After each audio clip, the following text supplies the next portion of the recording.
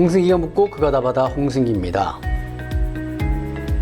우리 시대를 역동적으로 살아가는 그에게 제가 질문을 던지고 그의 답을 통해서 우리 사회 현상을 탐구하는 프로그램입니다.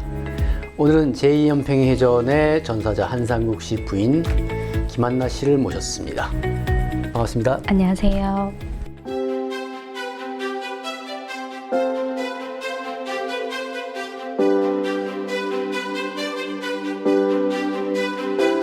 예, 김정은 상대로 손해배상 청구 소송을 하셨어요? 네, 저는 승소했습니다. 승소하셨죠. 예, 네. 판결문에서 네, 피고 조선민주주의인민공화국 김정은 이런 판결문을 실물로는 처음 봤습니다. 네, 제가 해냈습니다. 예. 원고가 1위 김한나, 2위 김승환 쭉 나오는데 이분들은 참전하신 연평해전 분들의 참전하신 분들하고 같이 제가 이제 모아서 원하시는 분들만 참전 영상들 부상자 본인들이시고. 네, 그렇죠. 예. 그래서 결국 판결은 네, 손해배상 각 2천만 원씩 나왔습니다. 네. 뭐 큰 금액은 아니지만 어쨌든 의미 있는 금액이 나왔고요. 북한의 잘못으로 일어난 일이다라는 걸 저희 우리나라 예. 대한민국의 사법부에서 예. 한 줄 넣고 싶었어요. 오케이. 아주 의미 있는 판결이라고 생각되는데요. 네, 강제 집행 시도를 하셨나요? 아직 못했습니다. 저희가 지금 하려고 생각하고 있는 부분이 예. 그 경문협이라고 임종석 그 이사장이 경제문화협력재단인가 하는 거죠. 그곳에서 하려고 하는데 지금 저보다 먼저 하신 분들이 계세요. 국군 포로. 그렇죠. 6.25 때 국군 포로로 했던 분들 돌아와서 강제 노역에 대해서 청구했죠. 아마. 그래서 그거에 대해서 하고 계신데 다 지금 이제 패소를 하신 걸로 알고 있어요. 왜냐하면은 이제 그 법원에서 얘기하기를 이거는 북한 정부 돈이 아니라 북한 개인, PD나 뭐 작가나 개인 돈이라는 그래서 아니 북한 사회가 개인 재산이 어디 있나요? 바로 그 문제입니다. 경제문화협력재단, 남북경제문화협력재단이 우리가 평양 방송 같은 걸 틀었을 때, 국내에서 틀었을 때 저작권료를 보내기 위해서 저작권료를 달러로 보내기 위해서 만든 거고요. 저쪽에서 받기 위한 돈은 아니었죠. 사실 그런 조직은 아니었죠. 돈은 주기 위한 거였고, 그래서 거기 지금 남북 제재 때문에 북한 그 경제 제재 때문에 아마 30-40억 있는 걸로 알고 있습니다. 저도 그렇게 알고 있습니다. 그렇게 알고 있고 아마 그분들도 아마 그 사건은 그때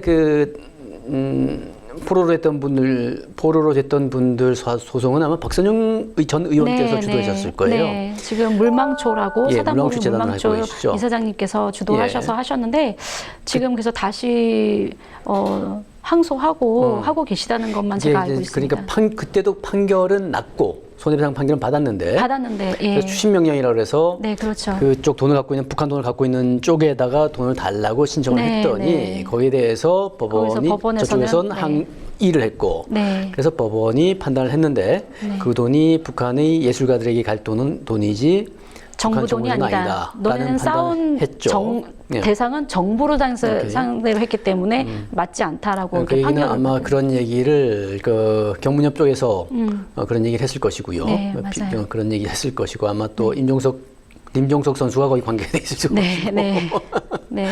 좀 안타깝습니다. 글쎄요.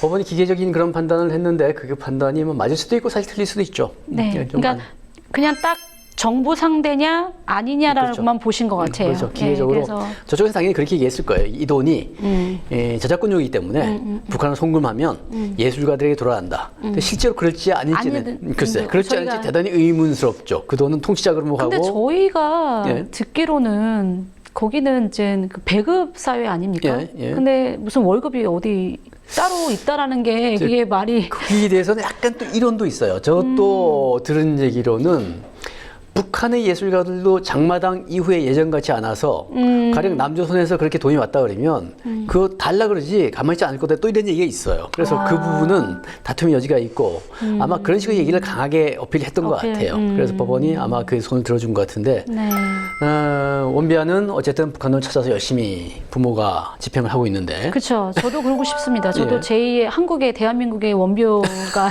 되고 싶은 그런 사람 중에 한 사람입니다. 솔직히 말씀드려서. 그래서 저도 교수님도 아시지만 그 리소라 씨를 제가 일본 리소라 선생은 국장님 그분은 탈북을 한 분인데 네, 탈북을 하셨죠. 부모님이 북송 네, 됐던 맞습니다. 분이죠. 북송선을 탔던 분이고 네, 맞습니다. 그분을 저도 얼마 전에 만났습니다. 그분은 북한을 상대로 해서 북조선을 상대로 해서 일본에서 소송을 했었죠. 네, 맞아요. 김정은과 북조선을 상대로 소송을 해서 네, 승소하셨습니다. 예. 네. 그때 원고들은 누군지 아세요? 원고는 이제 그 탈북자들. 예, 그 북송 당하시다가 북송 당했다 탈북해서 일본에 정착한 분이 5분인가 원고가 됐고 그래서 승소를 하셨고 그것도 소송이 만만치는 않았어요. 네, 굉장히 힘들었다고 각하됐을 거고. 네, 근데 그럼에도 불구하고 판결문에 많이 유리한 내용을 써주셨어요. 일본 네. 재판부가 많이 썼어요. 네. 그리고 항소심에서 승소를 해서 네.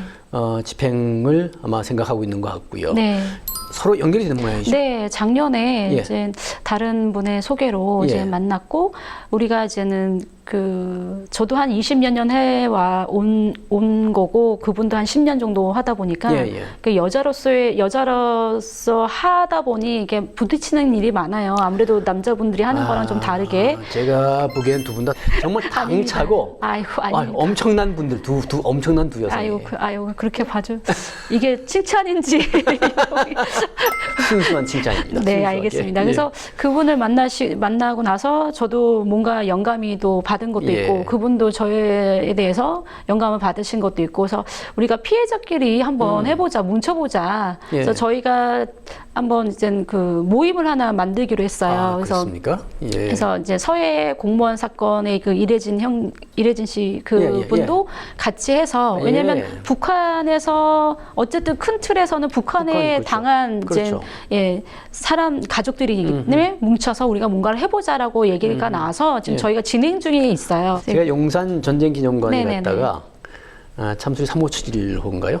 네. 참수리 357호가 있길래 사실 조금 놀랐어요. 용산 전쟁기념관 모든 그 전시물 같은 게 참 잘 구성이 돼 있어요. 잘 구성이 돼 있는데 야외에 또 그게 있어서 놀랬고 저도 올라가 보고 탄흔도 보고 그랬는데 나중에 보니까 저는 그게 실물인 줄 알았습니다. 근데 네, 실물은 아니고 예, 모형이에요. 약간 실망했습니다. 실망하셨어요? 근데 똑같이 만들어놨기 때문에 너무 똑같아요. 네, 완전 똑같이 그 타는 자극 하나하나 똑같이 글쎄요. 만들어놨기 때문에 똑같아요. 그냥 평택에 있는 거는 그냥 실제라는 거 외에는 그냥 실물은 이제 평택 이암대에 있고요. 근데 그거를 2010년도, 그러니까 이명박 전 대통령 시절에 들어와서 2010년도에 완성했어요.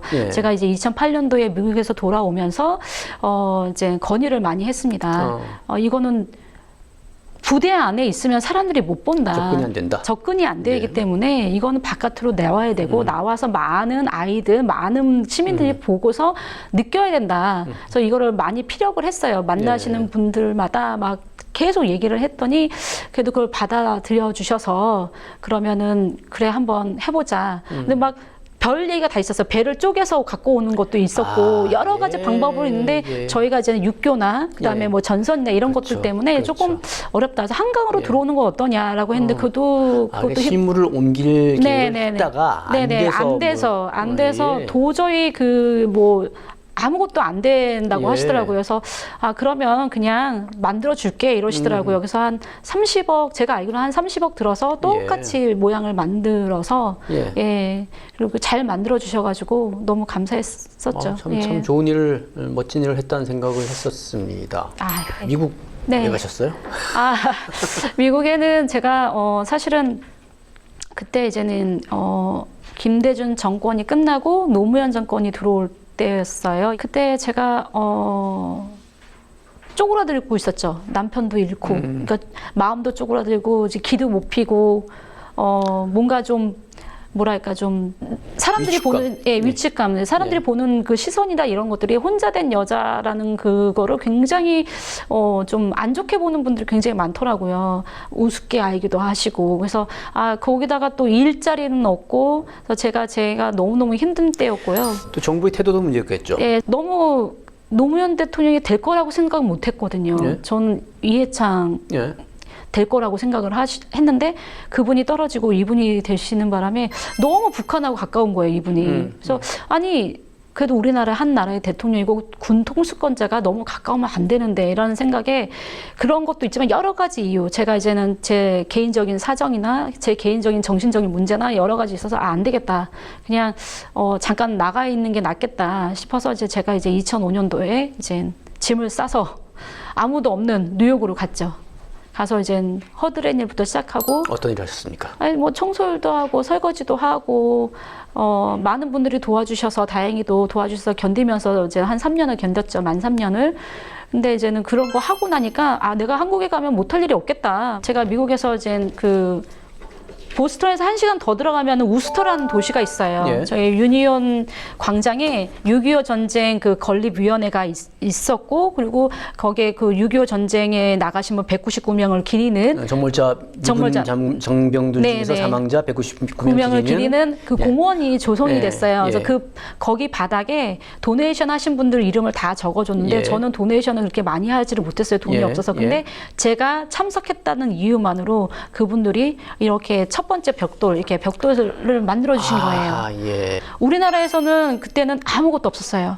우리나라에서는 흉상도 없었고 기리는 뭐도 없었고 아무것도 없었어요. 아무것도 예. 없었는데 2004년도에 딱 이렇게 만들어 주신 거예요. 예. 처음으로. 미국에서.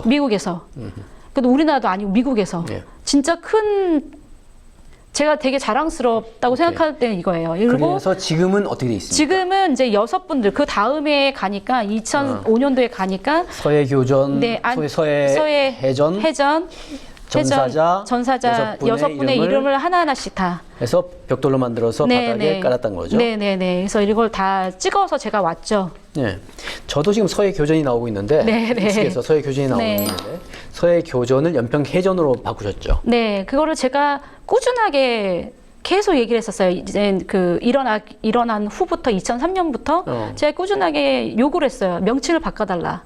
교전이란 말은 물론 군대에서 사용하는 용어라서 그냥 같이 교전했다, 그러니까 싸웠다라고만 뜻이 있지만 일반 사람이 듣기에는 쌍방과실처럼 느껴지죠. 네. 교전이라는 그 뜻풀이를 그렇죠. 보면은 그렇게 되어 있거든요. 네. 그러면 우리가 과실이 아닌데 네. 왜 우리가 책임을 나눠 갔냐? 네. 책임은 오로지 북한에서 있는 거지 우리가 책임 있는 게 아니다라는 네. 거를 제가 얘기하고 이거는 명칭이 굉장히 중요합니다. 네. 제발 좀 바꿔달라고 했을 때 이제 이명박 정권 들어왔을 때 2008년도 제가 4월 한 초에 들어왔는데 4월 한 5일인가 한 10일 지났을 때 명칭을 바꿔주셨어요. 제2 연평해전으로. 원래는 제1 연평해전이 있었잖아요. 99년도에. 예. 그래서 같은 근처기 때문에 그러면 우리가 제2 연평해전으로 변경하자라고 해주셔서 바꿨죠. 그래서 제가 그때 너무 기뻤었어요. 진짜로. 그래서 좀 제2연평해전은 공식적인 단어이긴 한데 네. 그래도 여전히 검색을 하면 서해교전이 떠오르지 않나요? 어떻습니까? 예, 맞아요. 그것 때문에 굉장히 제가 많이 힘들었어요. 그래서 네이버에 들어가시면은 이제 그 제2연평해전을 치면 그 백과사전들이 쫙 나와요. 네. 그 백과사전을 다 고쳤어요. 이메일 보내서 다 일일이 고쳤어요. 그거 쉬운 일이 아니셨을 텐데. 이거는 진짜 저는 아직도 싸움이라고 얘기하면 좀 이상하지만 저는 아직도 고치고 있어요. 또 잘못된 데 나오면. 그리고 어떻게 얘기하면 집요하고 어떻게 하면 엄청난 성실성이 요구되죠. 네, 집요하다고 말씀하시면 할 말이 없고요. 근데 제가 고칠 사람이 저뿐이 없는 거예요. 왜냐면 다 이제 어르신들이 나이 드시고 연로하시고 그리고 뭐 컴퓨터 할 수 있는 사람은 이제 저 정도의 나이에 젊은 사람이 저 하나뿐이라 제가 할 수밖에 없고 또 잘못된 거는 고쳐야 된다. 왜냐면 이게 우리가 또 교육이 제대로 안 돼 있거든요.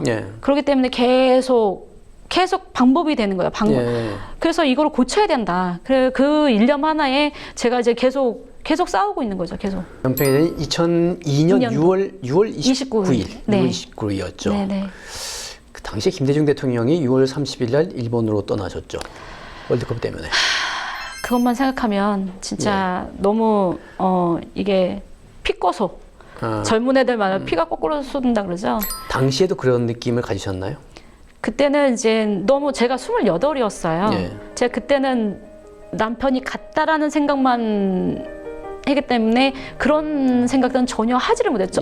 다른 생각은 전혀 하지를 못했어요. 이걸 어떻게 처리를 해야 되나? 이거를 어떻게 해야 되나? 뭐 이런 생각도 못하고 있는 상황에서 남편이 갔다는 거에 그 충격으로 굉장히 힘들게 지내다가 그다음에 정신을 차리고 아, 내가 정신 차려야지. 이거 내가 아니면은 이거 해결 못 하겠다.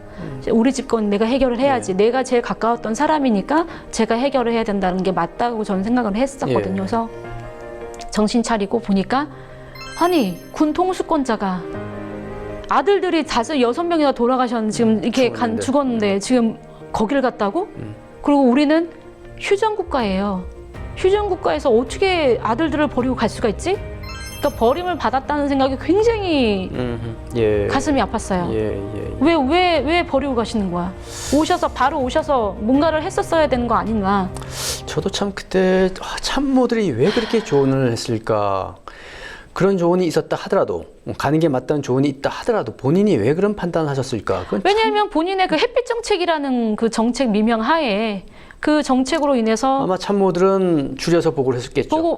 줄여서 보고를 했을 것이고, 그 다음에 뭐 여러 가지 뭐 쉬쉬거리고, 그때 사실 뭐 비교하긴 좀 그렇지만 천안함 때하고 저희 때하고 완전 달라요. 다르죠. 천안함 때는 대대적으로 막 희망적인 얘기하고 살아 돌아오신다. 물론 그러지는 못했지만 또 일주일 내내 TV에 그러니까 사람들이 내리에는 그 천안함만 박혀 있어요. 그래서 저한테 항상 아우 천안함 유가족이죠 이렇게 얘기할 때마다 저는 그거에 또 상처가 되는 거예요. 그것도 그거가 상처가 되더라고요. 아니 처음에는 그냥 아예 한두 번 그럴 수 있지. 근데 10년간 계속 그러시는 거예요. 그래서 아니다라고 하면은 죄송합니다라고 얘기하시는 분이 정상적인데 그냥 얘기 안 하시는 분들도 많아요. 사과를 안 하시는 분들이 많아요. 또 어느 행사장에 갔더니 천안함 유족들 자리만 있고 연평전 유족의 자리는 없어서 또 심란했던 네네, 제가 지금 재작년 2년 전에 참석을 했는데 윤정부 들어와서 그러니까 윤석열 정부 들어와서 처음 있는 이제 서해 소회 날 참석을 했는데 저희 자리가 없는 거예요. 그랬어요? 다 천안함으로 해놓은 거예요. 아니 도대체 왜 이렇게 해놓으셨는지 이해를 못 하겠는 거예요. 물론 저희가 참 저도 공무원 생활을 해봤지만 공무원 생활이 저희가 이제 2년이나 3년마다 이렇게 로테이션이 되잖아요. 그러다 보면 받는 게 인수인계 받는 게 조금 허술할 때가 있어요. 하다 보니까 그래서 그거에 문제가 생긴 거 저도 알겠고 이해를 하겠지만 제가 그거보다는 유족이라는 그게 먼저기 때문에 너무 상처가 크게 됐었어요. 충분히 이해가 갑니다. 어떤 행사장에 가면 보통 주인공들이 우리 행사장이 참 애매한 것이 정치인들 앞에 앉아 있고 주인공은 뒤에 앉아 있고 주인공들은 뒤에서 정치인들 뒤통수를 보고 앉아 있게 만들어요. 그래서 제발 그러지 말아라. 그러지 않았으면 좋겠다. 그런 천박은 이제 좀 하지 말아야 좀 제발 그러지 않았으면 좋겠다. 근데 100번 양보해서 어쩔 수 없다 그러면은 그러면 나란히. 그리고 제가 윤정부 들어와서 제가 여러 번 요청한 게 있어요. 제발 일어난 순서를 바꾸지 말아라. 천안함에 대해서 얘기할 때는 천안함만 나오는 게 맞지만 세 개를 다 얘기할 때는 순서대로 얘기해달라. 참전은 순서를 바꾸는 나라는 이 세상에 없다. 왜 자꾸 그러냐. 그래서 그거를 강력하게 몇 번을 얘기를 했어요. 그래서 그 다음부터는 이제 그러지는 않더라고요. 처음에는 그렇게 얘기를 안 하니까 다 기조들이 다 그냥 천안함 먼저 나오는 거 계속. 그러니까 천안함이 나왔다고 문제가 되는 건 아니에요. 근데 다만 참전 순서를 헷갈리게 하면 국민들이 헷갈려해요. 근데 우리가 역사를 바르게 가르쳐야 되는 거잖아요. 일어난 순서대로 가르치는 게 맞는 거잖아요. 그래서 저는 그것 때문에 굉장히 상처도 받고. 어쨌든 그랬지만 또 롤콜이 있어서. 그때는 롤콜을 제가 그때 그 자리에 갔었을 때 받았어야 되는데 제가 옹졸한 마음에 안 가겠다 하고 그런 자리가 없었던 일이 겪고 나서 속이 상해서 다음에 안 가셨구만요.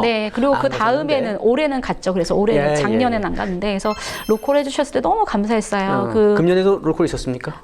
아니에요. 노콜은 작년에 했고 이번에는 노콜은 없었지만 그래도 훌륭하게 한 분 한 분 이름 불러주시면서 롤콜이라는 건 한 분 한 분 이름을 불러주는 걸 얘기하죠. 그리고 꼭 그거 아니더라도 이렇게 얘기를 다 한 분 한 분 얘기를 해주셨거든요. 그래서 너무 감사하게도 또 이렇게 대통령께서 군 통수권자가 그래도 우리를 이렇게 위로를 해주시는구나라는 거에 굉장히 위로를 많이 받았었어요. 남편은 격전을 겪으면서 배하고 같이 침몰을 했잖아요. 그래서 시체를 인양하는데 시간이 꽤 걸렸죠. 한 40일. 한 40일. 그래서 그 다음 처리는 어떻게 됐었습니까? 그때 처리는 이제 8월 10날 그날 잊혀지지도 않아요. 그럼 현장에서 저 발견된 분들은 미리 내부는 먼저 이제는 그 다 하셨죠. 다 혼자 하시고. 연결식. 네, 혼자 연결식을 했고요. 예. 그리고 그때 군 병원에서 있었을 때 이제는 저도 이제는 제가 안 봐야 되는데 봤어요. 제 신랑을 마지막으로 봐야겠다. 어떻게 되는지 예. 봐야겠다 해서 이제는 가서 봤어요. 봤는데 참 저는 이제 그 서해 그게 꽃게철이잖아요. 네. 꽃게철이라서 다 이제 살이나 뭐가 이렇게 다 이렇게 물고기 밥이 된 줄 알았어요. 근데 너무 멀쩡하게 손톱 발톱 다 그래요? 있고, 예, 멀쩡하게. 다만 이제 얼굴이 좀 이렇게 부어 있겠죠. 예, 부른 거 외에는 예.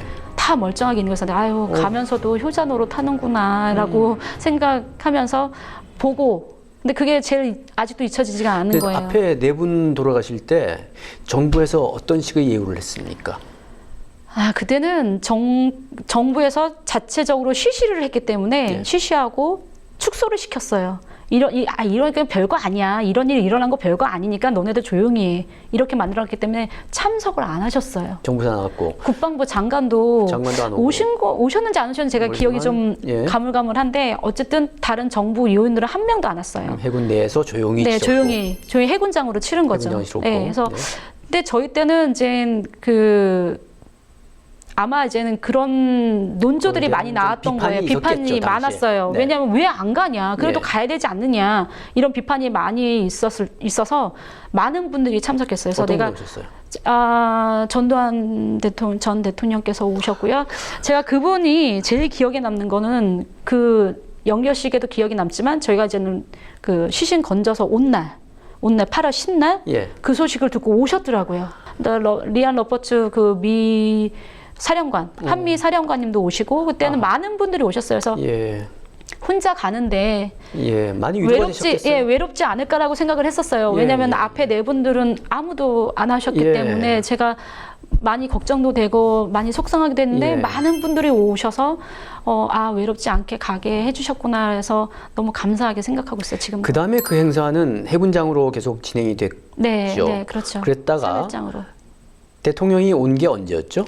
대통령께서 참석하신 거는 이명박 전 대통령께서 임기 마지막 해 2012년에. 예, 2012년 그때 딱 10주년 때였어요. 예, 10주년이라서 제가 이제 그 10주년 되기 전부터 1년 전부터 계속 말씀을 드렸죠. 예. 제가 어느 루트를 통해서라도 만나는 분들마다 다 말씀을 드렸어요. 이건 왜냐면은 연평해전으로 시작해서 연평해전으로 유정의 미를 거두셔 달라. 끝내시기 전에 연평해전 왔다가 가시라. 네, 제발 좀 그렇게 해주십시오. 예.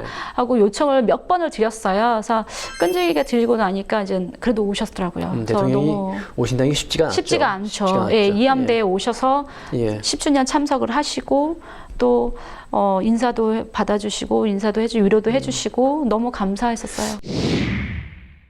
영화 보셨어요? 제가 사실은 보기 힘드셨을 것 같아요. 제가 사실은 그 시사장에 이제 초대를 받아서 예. 갔어요. 갔는데 저희 이제 저희 어머니랑 예. 우느냐고 영화를 못 봤어요. 우느냐고 계속 어머니랑 둘이서 막 왜냐하면 제가 이제 북한 소송하면서 예. 그 빌린 돈을 가지고 이제 그 갑작스럽게 추심을 당하면서 가압류도 당하고 아이고. 빨리 갚으라는 거죠. 예, 욕을 얻어 먹을 각오를 하고 생각하고 있습니다. 왜냐하면 여자도 가야 된다. 우리가 나라에서 지정해 놓은 의무를 다했을 때 양성평등이 가능하다고 저는 생각을 합니다.